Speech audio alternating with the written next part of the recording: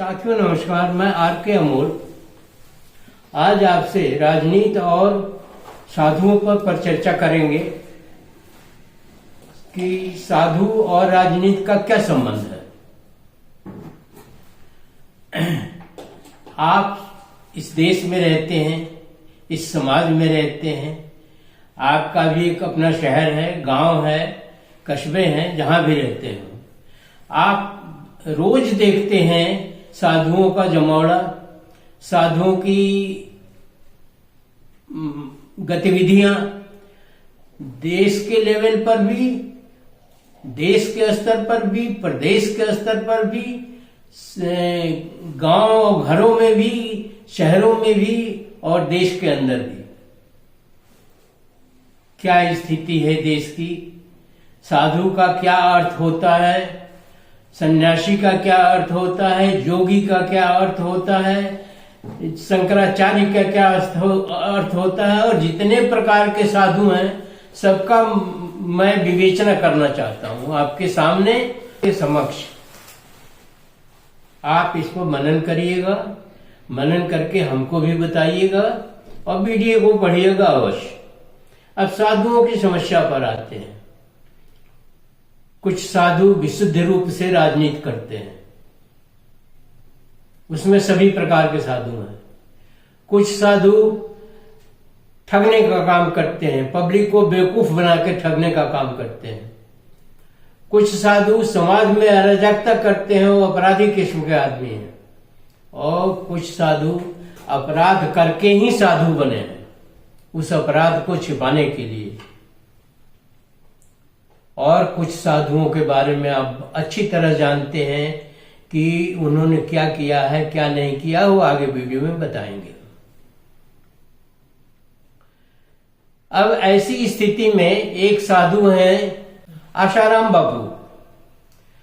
वो आदमी, वो साधु जिसके उसमें प्रवचनों में लाखों की भीड़ जुटती थी, वो साधु अपने पोती के बराबर उम्र की लड़की से व्यभिचार किया और वो उनका भक्त भी था। जिससे व्यभिचार किया वो उसी के स्कूल में पढ़ती थी और उसके पिताजी और पूरा परिवार उसका भक्त भी था। पतन की पराकाष्ठा है, नीचता की हद है। और कुछ पार्टी के, जो आज शासक पार्टी है, उसके नेता उसका पैर छूते थे। मैंने एक वीडियो में भी बना के दिया है कि पैर छूने वालों को आत्मविश्वास नहीं है, वो उस साधु से अच्छे हैं, फिर भी वो पैर छू रहे हैं। ये ढोंग पाखंड आडंबर नहीं तो और क्या है। इसी प्रकार एक साधु थे जो कहते थे कि वो केला कब खाए हो, 2 साल पहले, फिर केला खा लो ठीक हो जाएगा। अरे तो कोई स्वास्थ्य समस्या ही खत्म हो जाएगी, सारी परेशानियां ही खत्म हो जाएगी केला खाने से और मिठाई खाने से और ये खाने से वो खाने से। इस तरह के तमाम साधु और संत फैले हुए हैं जो राजनीति करते हैं। प्रदेश के मुख्यमंत्री योगी हैं, वो भी साधु हैं, वो भी एक प्रकार का साधुता ही है, पर पूरी तरह से राजनीति करते हैं और राजनीति के स्तर को नीचे भी गिराते हैं। उनको ये नहीं पता कि इस राजनीति में और इस तरह के भाषा की मर्यादा को भी वो खत्म कर देते हैं। भाषा की कोई मर्यादा नहीं है उनकी, काम करने की मर्यादा भी नहीं है। वो खुलेआम कहते हैं कि जिस वंश में राम ने जन्म लिया था, उसी वंश में मैंने भी जन्म लिया है। और खुलेआम साधु होकर के कह रहे हैं, सन्यासी होकर के कह रहे हैं और सबके सामने कह रहे हैं, कोई छिपी हुई बात नहीं है। कितना स्तर नीचे है। सन्यासी की कोई जाति होती है? सन्यासी कोई किसी समाज का होता है? सन्यासी तो सर्व समाजी होता है, सारा समाज उसके लिए एक ही है। पर उन्होंने कहा, और इसी तरह की स्थिति अन्य साधुओं की भी है। और आज पूरे उत्तर प्रदेश में अराजकता मची हुई है, लोगों का काम नहीं हो रहा है। अधिकारी कह रहे हैं कि तेरे को कुछ नहीं मिलेगा, तू जो चाहे सो कर ले। न कोई निगासन का पुलिस विभाग स्टाफ सस्पेंड होगा, न उसके कोई खिलाफ एक्शन होगा, न हमारे क्षेत्र में कोई इस तरह की बात होगी जो तेरे को करना हो कर लो। एक गरीब आदमी जिसके घर मृत्यु हुई है, चाहे जैसे मृत्यु हुई, और उसके साथ इस तरह का व्यवहार हो रहा है, तो क्या समझा जाए। पीपीएस अधिकारी सारे निर्णय ले लेता है, जो एक क्लास 2 का अधिकारी है और संभवतः वो प्रमोटेड थे, वो सारे अधिकार ले लेता है और दावे के साथ कहता है कि तेरे को कुछ नहीं मिलेगा, वही शासन है, वही सरकार है। क्या मैं ये मेंशन करूं या ये मैं कहूं कि वो किसी शासक का या किसी मंत्री का या मुख्यमंत्री के जात बिरादर का है, इसलिए ऐसा कह रहा है। आज तो थाने में एफआईआर करने के लिए पैसे लिए जा रहे हैं और ये कहा जा रहा है कि अरे जमाना भूल जाओ, महंगाई भी बढ़ गई है और आप जानते हो कि शासन कितना सख्त हो गया है, तो अगर एफआईआर कराना तो कराओ, नहीं तो मैं नहीं करता और जो चाहो तो तुम करो। आज पूरे प्रदेश के अंदर ये स्थिति हो गई है, और नहीं तो पहले 500 रुपया लगता था, अब 2000 रुपया दो। उनके रेट भी बढ़ गए, मुख्यमंत्री के नाम पर, मंत्री के नाम पर, ये जोगी के नाम पर, इसके नाम पर, उसके नाम पर, हद हो गई है। तो साधुओं की स्थिति अब आपके कुंभ में नंगा नाच हो रहा है, मुख्यमंत्री वहां डटे हुए हैं, किसी को पानी नहीं मिल रहा है, किसी को नहाने को नहीं मिल रहा है, क्योंकि साधु नहाएंगे, पहले साधु नहाएंगे तब आप नहाएंगे, और किसी को रास्ता नहीं मिल रहा है, कोई कुछ समस्या है, कोई कुछ समस्या है, चारों तरफ समस्याएं हैं। ठंड की अलग वो है, वितंडना है, और कहीं टेंट नहीं मिल रहा है। इस जाड़े में बच्चों के साथ और औरतों के साथ कैसे लोग रहते होंगे, कैसे रहते हैं, ये पूरा साधु समाज भी हंगामा मचाए हुए है। इससे अच्छा तो आजम खां का समय में था, जिन्होंने शांतिपूर्वक जो है कुंभ का संपादन कराया, और आप बहुत बड़े महंत हैं, बहुत बड़े साधु हैं, बहुत बड़े सन्यासी हैं, मुख्यमंत्री भी हैं, जाने क्या क्या हैं, तो इतना हंगामा हो रहा है और साधु भी हंगामा कर रहे हैं। कोई कह रहा है रास्ता पूछ रहे हैं तो पुलिस वाले रास्ता नहीं बोला। पुलिस वालों का तो दिमाग ही खराब है, क्योंकि आपने कमिश्नरेट बना दिया, कमिश्नरेट बना करके सारे पावर उनको दे दिए, जो चाहे सो करो, चाहे ठोको, चाहे बुलडोजर चलाओ, चाहे कुछ करो, चाहे कुछ करो, मन माना है बिल्कुल। पुलिस तो बेलगाम है। ऐसी स्थिति में जनता कहां जाए, जनता किसके पास जाए? थाने में जाती है, थानेदार एक अदना उसको भगा देता है, भगो नहीं तो तुम्हारे ऊपर ही केस करके अंदर बंद कर देंगे। अभी मैं कुछ जुडिशियल वीडियोस देख रहा था, जिसमें जज कह रहा है और एक पुलिस वाला कह रहा है कि वो चला गया उसमें हवालात में और वहां फांसी लगा लिया। तो जज ने पूछा तुम्हारी बिना मर्जी के चला गया, और वो वहां से हवालात दिखाई दे रही है एसओ के कमरे से, तो उसको दिखाई नहीं दिया कि वो लगा रहा है। मतलब इतनी गलीज हो गई है, इतने कीचड़ हो गए हैं समाज के अंदर और शासन के अंदर कि क्या करें लोग, समझ में नहीं आ रहा है कि कैसे करें। लेकिन इसकी दोषी जनता भी है, जनता भी अनेकों भाग में बटी हुई है। जनता की समझ में नहीं आ रहा है कि कैसे क्या करना चाहिए। जब उसके ऊपर पड़ती है तब उसकी समझ में आता है। तो जनता भी इसके लिए समान रूप से दोषी मैं मानता हूं कि जनता भी ऐसे ही है जैसे शासक है। शासक बिल्कुल बेलगाम है, पुलिस तो बिल्कुल ही बेलगाम है। ऐसी स्थिति में प्रदेश का भला कैसे होगा? अब मैं आपसे एक अपील करना चाहता हूं, एक निवेदन करना चाहता हूं, एक आग्रह करना चाहता हूं। कोई भी पार्टी साधुओं को और संतों को टिकट न दे, कोई भी पार्टी। और अगर पार्टी इस सीमा का उल्लंघन करती है तो साधुओं को आप कतई वोट मत दीजिए, कुछ नहीं होगा। जब आप आ जाएंगे और जब आप ये निर्णय दृढ़ निश्चय कर लेंगे कि नहीं यही करना, तो पुलिस गोली चलाए कितने को मारेगी। तो साधुओं को वोट ही नहीं दीजिए, जो एमएलए एमपी चाहे किसी भी पद के लिए खड़े हो। और मैं तो पार्टियों से आग्रह करूंगा कि वो साधु सन्यासियों को टिकट न दे। साधु सन्यासी राजनीति करने के लिए नहीं है, साधु सन्यासी जो है जन कल्याण के लिए है। और अगर जन कल्याण नहीं कर सकते हैं तो निकम्मे हैं। देश के ऊपर इतने साधु सन्यासी हैं, सब बोझ हैं। और इनको अच्छा अच्छा खाना चाहिए, कपड़े तो खैर जो पहनते हैं सो पहनते हैं, इनको अच्छा ऐशो आराम चाहिए।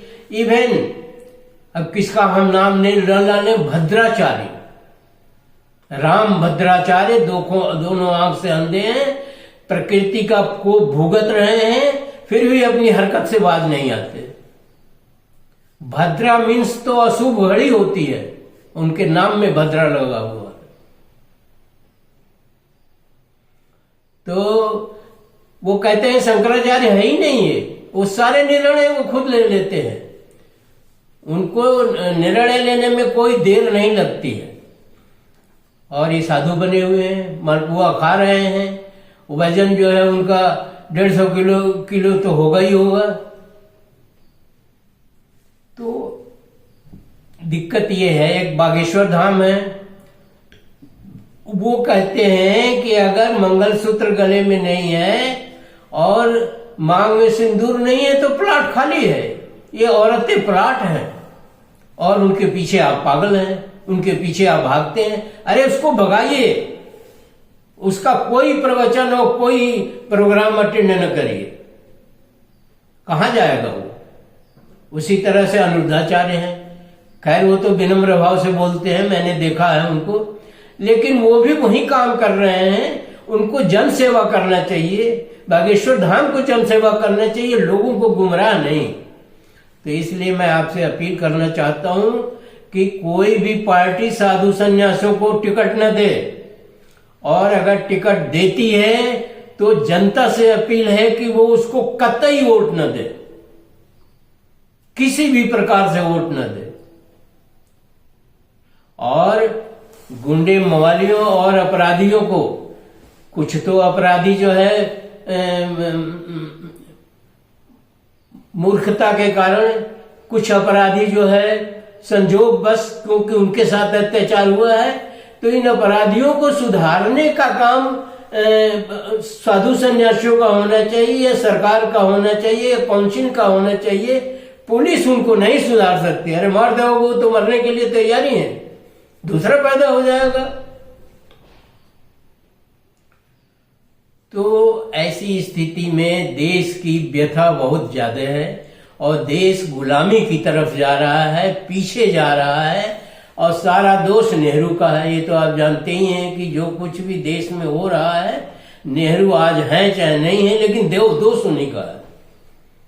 सारा दोष कांग्रेस का है, कांग्रेस का भी दोष है, ऐसा नहीं है। लेकिन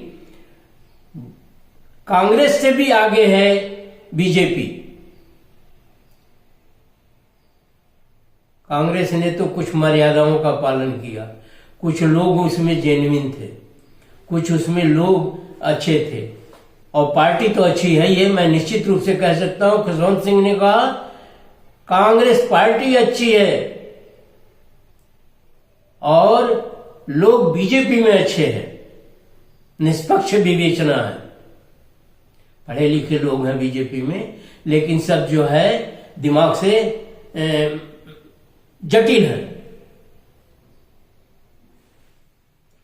तो मैं विवेचना करने के लिए किसी पार्टी का या किसी का नहीं वीडियो बना रहा हूं, नहीं जा रहा हूं। मैं जनहित के बारे में बात कर रहा हूं। आज गरीब आदमी परेशान है, तड़प रहा है, और कोई जोगी या कोई सन्यासी या कोई साधु ये नहीं कहता है शिक्षा का स्तर ऊंचा होना चाहिए। ये उत्तर प्रदेश सरकार के कितने मंत्री, मुख्यमंत्री और फल अधिकारी गांव में गए हैं और देखे हैं कि शिक्षा की क्या स्थिति है? कोई नहीं गया है। शिक्षा की स्थिति आज बद से बदतर होती जा रही है और लोगों में ये संदेश जा रहा है कि ये शिक्षा के, ये तो शिक्षित करना ही नहीं चाहते, ये चाहते हैं लोग जाहिल बने रहें और उन्हें वोट करते रहें। ऐसी मंशा लेकर आप सरकार चला रहे हैं, ऐसी आपकी जनता में छवि है। कोई नहीं मंत्री और वो कहता है कि शिक्षा के बारे में और स्वास्थ्य के बारे में बात किया जाए और गांव में देखा जाए कि शिक्षा की क्या पोजीशन है, शिक्षा की क्या स्थिति है, स्वास्थ्य की क्या स्थिति है, लोगों की क्या स्थिति है, और यहाँ बैठ करके आपस में लड़ते रहते हैं। एक पार्टी ऐसी भी आपको देश में है जो कलाकारों को लाती है संसद में। संसद क्या कला केंद्र है? और वो उल्टे सीधे बयान देते हैं। मैं सभी की बात नहीं कर रहा हूं, लेकिन कुछ तो है ही है, वो वायरल हो जाते हैं। सभी जानते हैं कि फला क्या कह रहा है, ठेका क्या कह रहा है। कोई कह रहा है 47 में आजादी मिली, कोई कह रहा है 1914 में आजादी मिली, कोई कह रहा राम मंदिर जिस दिन बना उसमें आजादी मिली। और वो इस देश के सबसे बड़ी संस्था है, उसके हेड है। तो मैं तो यही कहूंगा कि देश की दुर्गति शुरू हो गई है और देश गुलामी की तरफ बढ़ रहा है। लोग आज गांव में कह रहे हैं इससे अच्छे तो अंग्रेज थे, जिन्होंने कुरीतियां दूर करी, जिन्होंने ढोंग पाखंड डंबर जोड़ करी, सती प्रथा जैसे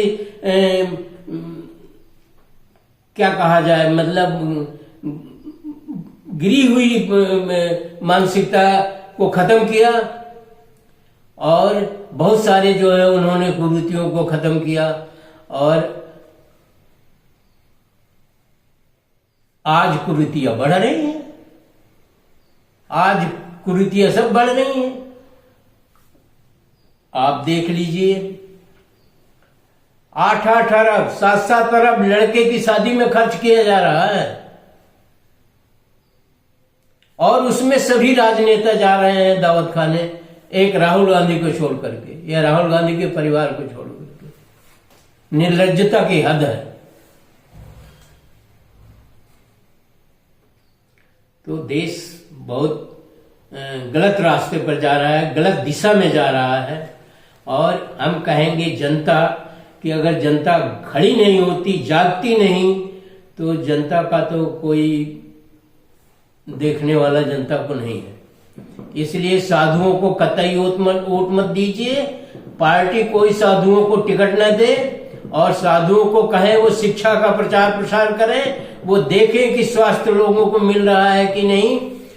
कहीं कोई साधु नहीं जाता, कहते बच्चे पैदा करो, क्योंकि मुसलमान बच्चे पैदा करते हैं।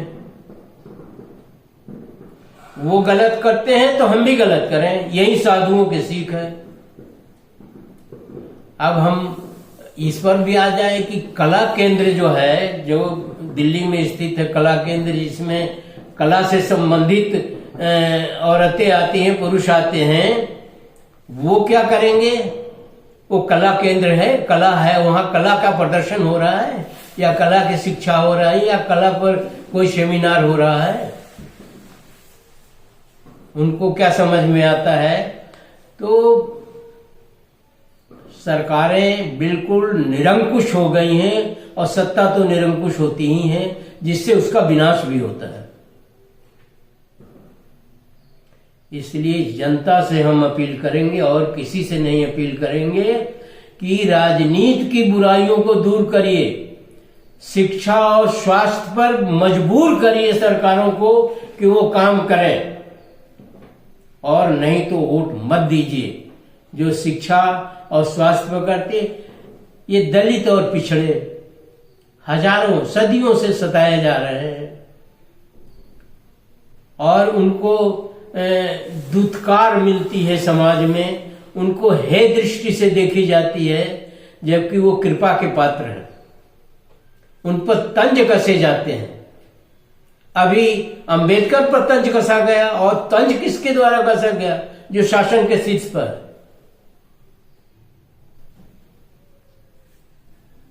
प्रदेश के मुख्यमंत्री की भाषा सुन लीजिए, ठोको, मकान गिरा दो बुलडोजर। अरे मैं कहता हूं अगर इतनी ही शक्ति थी तो मैं दावे के साथ कह सकता हूं कि मुख्तार अंसारी को अगर समझाया गया होता, अतीक अहमद को अगर समझाया गया होता, काउंसलिंग की गई होती, तो वो जो दबंगई कर रहे थे वो छोड़ देते। क्योंकि वो दबंगई भी इन्हीं कारणों से कर रहे थे, क्योंकि समाज में लोगों को सताया जाता है, दुत्कारा जाता है और उन्हें गर्त में ढकेला जाता है। ठोको और बुलडोजर ये उपचार नहीं है। ये तो एक तरह से कह लीजिए दिमागी फितूर है, भड़ास है, या कुछ प्रदर्शन है कि मैं बड़ा बहादुर हूं, या मैं बहुत बहादुर कौम से संबंध रखता हूं, जबकि 755 साल गुलाम रहे। अपनी औरतों, बेटी और बहनों की शादी जो है मुसलमानों से करी है, और इन्हीं लोगों ने करी है जो कह रहे हैं कि ऐसा है वैसा है।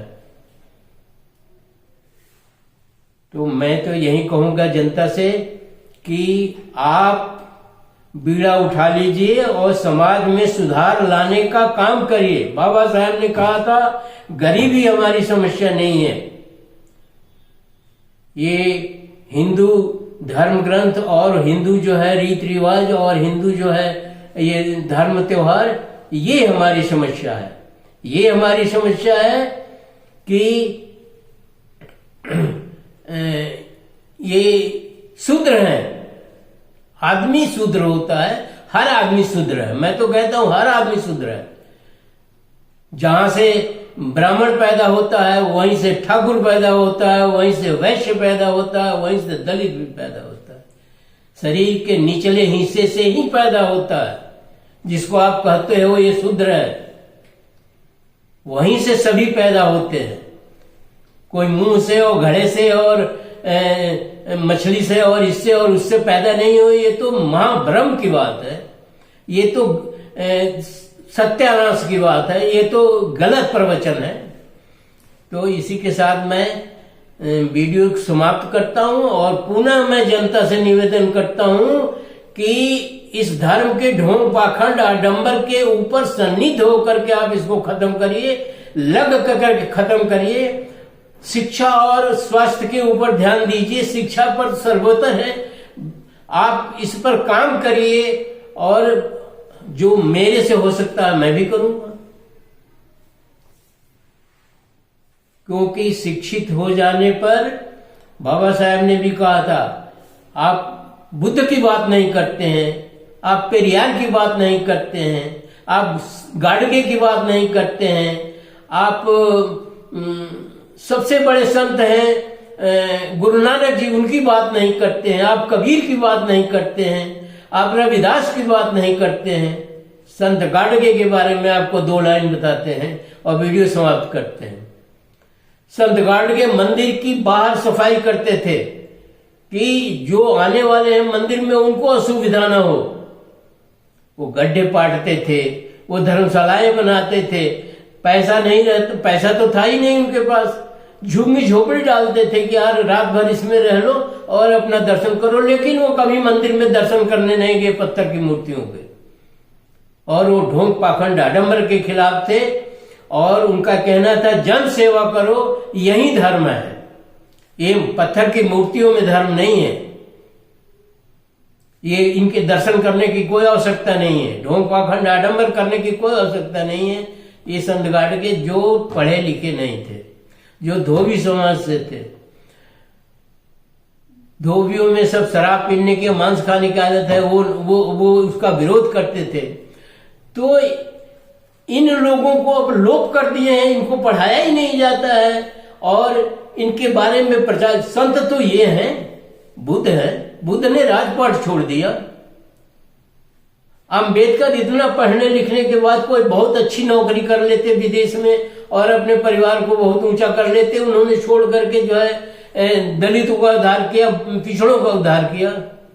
और हम हैं कि बेशर्म है, हमारी बेशर्मी हद पर है। हम तो ठोको, बुलडोजर चलाओ, ये मुसलमान है तो इसको मारो।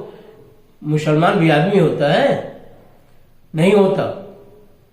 आपके धर्म में क्या लिखा है कि मुसलमान को मारो, आदमी को मारो? मस्जिदें तोड़वा रहे हैं या मंदिर बनवा रहे हैं, इसका क्या मतलब है? इसका कोई मतलब नहीं है, इससे कुछ नहीं होना है। मैं दावे के साथ कहता हूं, मैं एक अदना सा आदमी हूं, पर देखा नहीं जाता। तो अंबेडकर ने इतनी पढ़ाई लिखाई करने के बाद भी जन सेवा का काम किया, मंदिर में नहीं गए, जाना भी नहीं चाहिए मंदिर में। मैं भी कह रहा हूं, मंदिर में तो कुछ मिलता नहीं, पत्थर की मूर्तियां हैं, वो तो धंधा है, पैसा कमाने का साधन है। तो बुद्ध की बात नहीं करते आप, अंबेडकर की बात भी आपको नहीं पचती है। और क्या कहते हैं, किसी भी इन गुरु नानक की बात नहीं बनती है। लंगर लगाए जाते हैं, लाखों लोगों को खाना खिलाया जाता है। मैं नांदेड़ गया था, वहां देखा क्या व्यवस्था है, बहुत सारी जगहों में क्या व्यवस्था है गुरुद्वारों में। वहां कोई ढोंग पाखंडा डम्बर तो नहीं होता। इसी तरह से पेरियार थे, इसी तरह से नारायण गुरु थे, इसी तरह से छत्रपति साहू जी महाराज थे, तमाम हुए हैं महापुरुष। और फूले की तो बात ही छोड़ दीजिए। फूले ने तो शिक्षा के लिए पूरी जिंदगी कुर्बान कर दी, घर परिवार छोड़ दिया। और वहां के ब्राह्मण जो है वो उसका विरोध करते थे। मैं ये भी कहूंगा कि कुछ लोग विदेशों से आए हुए लोग हैं, उनका देश नहीं है, वो बेन इजराइल से आए और कोकण में बस गए। कोकण के बाद शिवाजी के पेशवा हो गए, और पेशवा होने के बाद जब उनको अधिकार मिला तो इतना अत्याचार किए महाराष्ट्र में कि उतना अत्याचार जो है उत्तर प्रदेश में नहीं हुआ होगा, पूर्वी इलाकों में, बिहार में नहीं होगा। इतना अत्याचार किए और कहते हैं मैं ब्राह्मण हूं। क्या मैं ब्राह्मण हूं? मैं सबसे बड़ा ब्राह्मण हूं, चित्पावन ब्राह्मण, जबकि वो यहूदी हैं। और वही उन्हीं यहूदियों में सावरकर हैं, रानाडे हैं, बसंत साठे हैं, आज भी है। उन्हीं की संस्था है आरएसएस, जो किसी पिछड़े और दलित की बात नहीं करती है और किसी को नहीं समझती है। इसी के साथ मैं वीडियो समाप्त करता हूं और ये अपील करता हूं कि हमारे वीडियो को पढ़िएगा, ध्यान से पढ़िएगा और इसको लाइक सब्सक्राइब करना न भूलिएगा, ताकि मेरा भी मनोबल बढ़े। और एक अभियान चलाइए, इन सरकारों को छोड़ दीजिए, ये सरकारें निकम्मी हैं। धन्यवाद। जय भीम, जय बुद्ध।